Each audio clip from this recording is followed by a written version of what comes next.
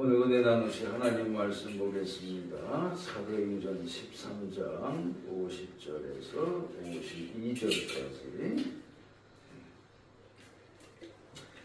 화면 보시고 같이 읽겠습니다. 이에 유대인들이 경건한 유대인들과 그리스도의 기독자들을 선동하여 바울과 바나바를 박해하여 그 기회에서 제사장이니 두 사람이 그들을 향하여 발에 깃털을 떨어버리고 이곤이로 그들을 제자들은 기쁨과 성령이 충만하니라. 아멘. 주님, 이 시간도 저희들 성령님에 대해서 그 은혜를 나누고자 합니다. 주님의 은혜와 사랑으로 저희들에게 풍성히 채워주시기 원합니다. 인간적인 생각과 계산은 모두 버리게 하여 주시옵시고 하나님의 계산법대로 우리의 인생이 바르고 의롭고 복 가운데 서도록 도와주옵소서. 예수님 이름으로 기도하옵나이다. 아멘.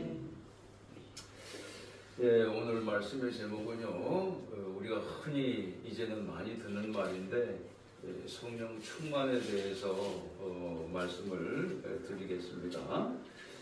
지난주에 보혜사 성령의 역할에 대해서 말씀드리기를, 성령을 스승 삼게 되면은 그러면 그가 너희에게 모든 것을 가르치고 내가 예수님께서 우리에게 말씀하신 모든 것을 생각나게 하실 것이라고 그렇게 약속을 하셨어요. 그래서 성령님의 정확한, 성령님께서는 목표를 갖고 계십니다. 성령님께서 자녀를 키울 때 자녀를 잘 키우고자 하는 목표를 갖고 계신 것처럼 성령님께서도 우리를 잘 세우려고 하시는 목표를 갖고 계세요.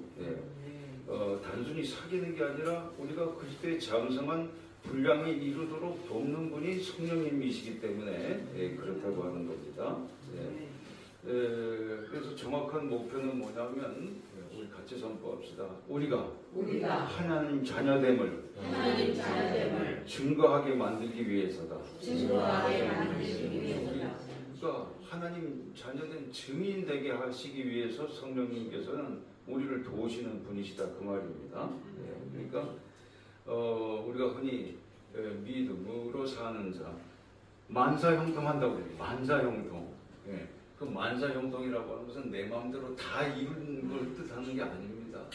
그게 아니라 우리 같이 선포하겠습니다. 형통은 소통이다.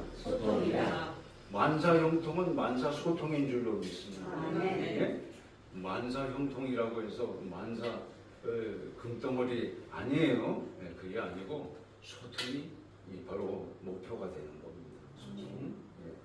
왜 옛날 사극 같은 데서도 보면은 그 어려운 신하나 백성들을 불러가지고 임금이 들라하라 하면 끝나는 거 아니에요, 그죠?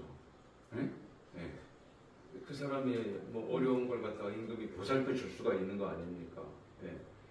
그렇지 않고 임금 안 만난 선에서 뭐 하나 주도록 하라 이걸로 끝이 아니고 임금을 직접 뵙고 보고 임금이 들어보고 판단해서 합당하다 생각하면은 임금 체면에 푸짐하게 주는 겁니다. 푸짐하게. 자, 성경에 성령 충만에 대해서 제가 검색을 쫙 다 해봤다고요. 그랬더니 성령 충만한 사례들이 쭉 나와요. 세례 요한도 그냥 사역했다고 돼 있지 않고 성령 충만해서 사역했다고 돼 있어요. 엘리사, 그 어머니, 세례 요한의 어머니 엘리사벳도 성령 충만해서 자기 친족 마리아가 자기 집을 방문했는데 마리아가 잉태하고 있는 예수님에 대해서 그냥 나오는 거예요. 예언이 그냥 나오는 거예요. 성령 충만했기 때문에 그걸 알 수 있었다는 뜻입니다. 그리스도인은 마땅히 비밀 맡은 자로 알지어다라고 했잖아요. 또 세례 요한의 아버지 사가랴도 성령 충만해서 장차 이 아들이 세상 사람들 앞에 어떻게 의에 대해서 심판에 대해서 구원에 대해서 전달할 것인지를 그 아버지가 다 알고 있었다고 그랬어요. 그 성령 충만한 가정이에요. 세례 요한의 가정. 아버지도 어머니도. 네? 그 다음에 베드로도 성령 없을 때는 예수님 잡혀갈 때 다 도망까지 갔었는데 3번씩이나 부인했었는데 성령 충만하게 되니까 베드로가 설교 한번 하는데 사람들에게 무엇을 설교했냐면은 천하에 구원받을 만한 다른 이름을 준 적이 없다고 하셨거든요. 그렇게 설교하셨는데 그날 3천도 되고 5천도 된 은혜가 임하게 된 겁니다. 스데반 집사님 돌에 맞아가고 있는 상황에서도 성령 충만하다 보니까 고통 대신에 하나님 보좌 우편에 예수님이 계신 게 보인다고 말씀을 하셨어요. 은혜가 너무 크니까 지금 고통으로 안 느껴진다 그 말입니다. 예? 우리가 왜 무슨 수술 같은 거 할 때 그냥 하면 얼마나 아픕니까? 그러나 마취시키면 감쪽같이 안 아프잖아요. 그래서 성령 충만은 세상의 고통을 마취시키는 능력이 있는 겁니다. 담대하게 선포하고 순교의 순간에도 하나님 보좌를 바라볼 수 있고 성령 충만하니까 그렇게 사도 사울에 대해서 두려움을 갖고 있던 아나니아라고 하는 제사장이 담대해져 가지고 사울에게 안수기도 할 수가 있었어요. 사울에서 바울이 된 대전도자도 성령 충만하게 되니까 소망이 넘치게 증거를 할 수가 있게 되었던 겁니다. 이제 오늘 본문이 어떤 내용이냐 하면은 제1차 전도여행 첫 번째 전도지는 구브로였어요. 바나바의 고향입니다. 지금의 키프로스 섬이에요. 우리나라 제주도의 한 4배 반쯤 되는 큰 섬입니다. 바나바는 여기 출신이에요. 거기서 먼저 전도하고 큰 성과가 있었고 그 다음에 지금의 터키인 비시디아 안디옥이라고 하는 곳에 가서 말씀을 전하게 됩니다. 그 이방 사람들인데도 처음 듣는 복음인데 매료가 돼가지고 믿는 무리가 많아지게 됐어요. 그러자 유대인들이 반발을 합니다. 그래서 유대교인들이 반발을 해가지고 경건한 귀부인들을 선동을 해가지고 요즘으로 치면 공권력을 동원을 해서 사도들을 동네 밖으로 추방을 했어요. 동네 밖으로 가지고 강제로 쫓아낸 거잖아요. 그때 사도들이 무엇을 했냐면은 발에 티끌을 털어냈다고 되어 있는 겁니다. 발에 티끌이 눈에 안 보이지만 천국에서는 증거물이라고 그랬어요. 그건 지금도 마찬가지입니다. 우리도 현실 생활에서 과학 수사를 해보면은 어떤 사람이 흔적 하나 남긴 거 하나 가지고도 수십 년 있다가 범인을 잡는 경우가 생기더라고요. 보니까 하물며 천국이야 어떻겠습니까? 천국은 더 첨단인 줄로 믿습니다. 그래서 제자들이 이때 어떻게 했느냐? 제자들은 기쁨과 성령이 충만했다고 되어 있는 겁니다. 그러니까 쫓겨나면서도 기쁨. 쫓겨나면서도. 그러니까 기쁨이라고 하는 것은 슬픔과 아픔과 상처도 이기는 줄로 믿습니다. 왜? 그게 구원이 되고 증거가 되고 십자가의 사랑이 되기 때문에 그런 거예요. 참 놀랍습니다. 우리나라 이 달력 중에서 구력에 이렇게 보면은 지금이 비가 와야 될 시기로 되어 있는데 제가 10년치를 한번 쭉 살펴봤어요. 놀랍게도 이 기간에 많은 작물들이 터죽고 어려운 시기였었더라고요. 보니까. 자, 그러면 보통 사람들은 비가 많이 안 오면은 막 걱정들을 하고 한탄을 할 겁니다. 그런데 저는 그렇게 걱정만 하고 있을 수는 없어가지고 밤에 나와서 밤기도를 하러 이렇게 나오는데 나와서 제일 비가 안 올 때 제일 먼저 생각나게 해주시는 말씀이 뭐냐면은 엘리야 때에 3년 6개월 동안 기도해가지고 비가 안 오게 하신 그 장면을 떠올리게 하실 때가 많습니다. 그 말씀을 보면 우리가 비가 안 올 때도 반드시 하나님께 기도해야 된다는 은혜를 우리가 그 속에서 배우게 된다는 겁니다. 사르밧 과부가 아들하고 같이 자살하려고 하는데 구원시켜주는 은혜가 있었잖아요. 또 아세라와 바알 제사장 850명과 엘리야 선지자가 갈멜산에서 대결해서 승리하게 되는데 그때 불이 임하고 저희들을 처단하고 난 다음에 비로소 비가 내리기 시작합니다. 그러니까 아합 왕도 거기에 대해서 조금 마음이 감동이 되었어요. 아합 왕도 하나님을 다시 믿어볼까? 그렇게 하다가 도로 쏙 들어갔습니다만 그건 왕이라도 할 수 없는 은혜였었어요. 비를 내리게 하기 위해서 가장 필요했던 게 뭐냐? 걱정도 아니고 비를 내리기 위해서 우리가 무슨 일을 할 수도 없습니다.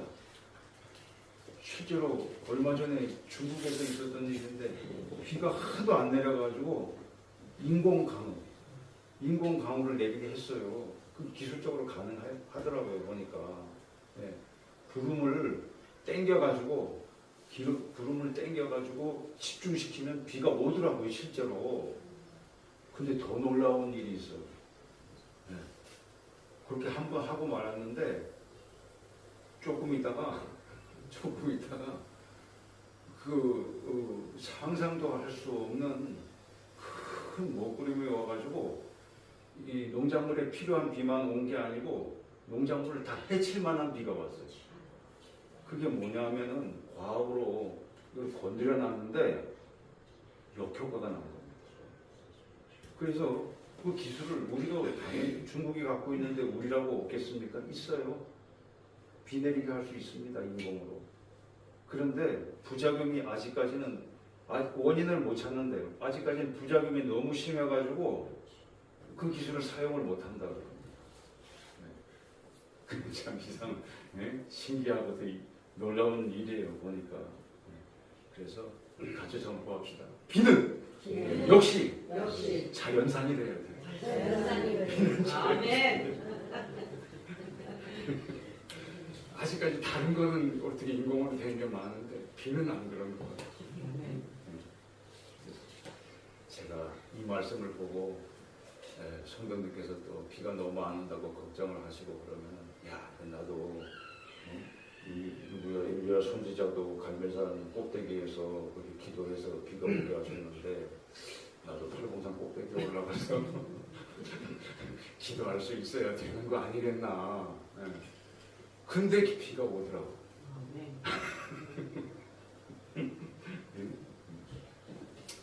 자, 성령 충만의 원리에 대해서 우리 주유소로 성도님께 말씀을 전해드린 적이 있는 것 같아요. 요새는 이 기름차만 있는 게 아니라 전기차도 보편화됐으니까 다르게 말하면 충전소의 비유를 할 수도 있습니다. 앞으로는 전기 충전도 오랫동안 기다릴 거 없이 스마트폰처럼 차를 몰고 가면서 공중에서 그냥 충전하는 방식으로 하는 기술이 개발되고 있다고 해요. 그럼 세상 편하겠죠. 우리가 기름이 없으면요, 허다못해 오토바이도 끌고 가야 되는 거 아닙니까? 오토바이 타고 가다가 기름이 떨어지면 끌고 가는 수밖에 없는 거죠. 충전된 오토바이도 마찬가지고. 마찬가지예요. 성령 충만하지 못한 믿음은요, 바로 그때가 힘들 때가 되는 겁니다. 자동차도 저다닐 때 힘든 겁니다. 저다닐 때 기름이 많이 먹어요. 그러면 높은 오르막길 올라갈 때는 저단으로 할 수밖에 없는데 그때 기름을 제일 많이 먹는 거죠. 어떤 분이 그러시더라고. 기름 아끼기 위해서 저기 구비구비해서 구말리로 가시는 분이 있어요. 홍천을 가실 때. 그 시간도 뭐 비슷한데 왜 아깝게 고속도로 통행료 낭비하냐는 거죠. 근데 몰라서 하시는 말씀이에요. 그게 기름은 더 들어가요. 구비구비 가기 때문에. 고속도로로 가면 길도 좋을 뿐만 아니라 연비도 더 좋기 때문에 웬만하면 고속도로 이용하는 게 그 비용이다 그 말입니다. 그래서 성령 충만함을 구할 때 끌려가는 인생이 안 돼요. 기름이 가득 차야 참 이상합니다. 차도 세차를 하고 나면은 차도 잘 나갑니다. 목욕을 시켜줍니다. 또 기름도 완전히 다 차 있으면 보다는 부드럽습니다. 차가. 마찬가지입니다. 예수를 믿어도 효과가 없네. 예수를 믿어도 힘든 건 똑같네. 그게 아니고 성령의 기름이 떨어졌을 때 바로 그런 현상들이 생기는 겁니다. 걱정이 많아지잖아요. 그때가 성령의 기름이 다 소진될 때입니다. 그때는 좀 넣어야 돼요. 교회 가서 넣으셔야 됩니다. 그래서 어려울 때 우리가 기도를 해야 기도를 하는데 성령 충만부터 구하셔야 됩니다. 걱정부터 먼저 기도하시지 마시고 주님 제가 이렇게 힘드니까 기름부터 다 채워주십시오. 그러면 운행이 잘 되기 때문에